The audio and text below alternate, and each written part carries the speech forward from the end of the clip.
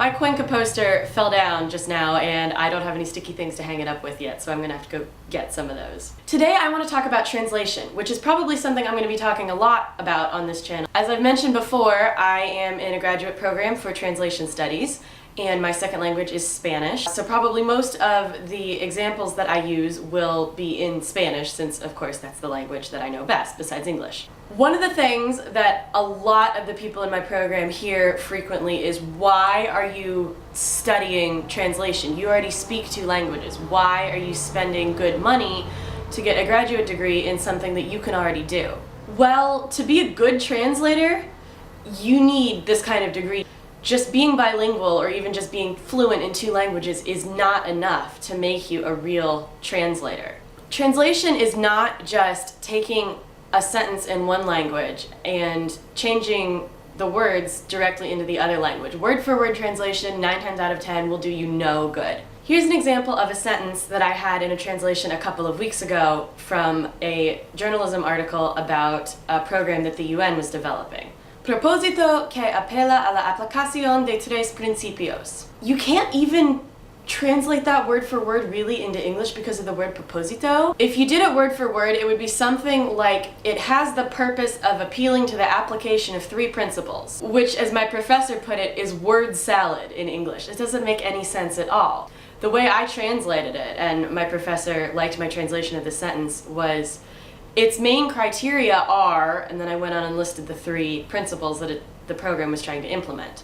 So not only do you want a translator who understands grammar conventions and syntactical conventions in both of the languages that in their language pair, you also want somebody who is specialized in some way. Think of all of the different methods of communication we have today. We have books, we have film, television, radio, magazines, newspapers, websites, written advertisements, television advertisements, YouTube, instruction manuals, recipes, software. I could go on and on and on. All of these things need to be translated. In addition to the types of text or the genres, think about how many different subjects there are to talk about. There's law and education and medicine and literature and politics and food and all kinds of things. That list could go on forever too. You don't want to hire somebody to write an instruction manual for your board game who's never seen an instruction manual before. You don't want to hire somebody to write an advertisement for your company who doesn't know how advertisements work. In the same way, you don't want to hire somebody to translate a transcript for you who doesn't understand the differences in the grading scale between Spain and the US, for example. You don't want to hire somebody to translate an advertisement for an event who doesn't understand that people in Spanish-speaking countries usually write schedules on the 24-hour clock, not the 12-hour clock. And it should probably go without saying, but you can't be a specialist in everything. A translator is probably going to have 4 or 5 things that they specialize in, text types and subjects. And so their areas of specialization are what they're going to do most of their work in. That's not to say that somebody who translates legal documents can't translate a novel, but it's going to be difficult for them. It's going to take a long time. It may not turn out as well as if you had somebody who specializes in literary translation work on that novel. So there's just a little bit of background on the topic of translation and why I'm studying it and why I think it's important.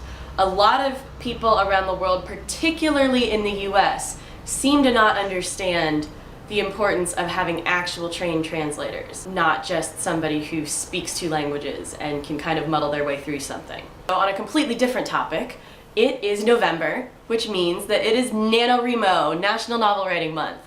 So if you are participating in NaNoWriMo this year, good luck.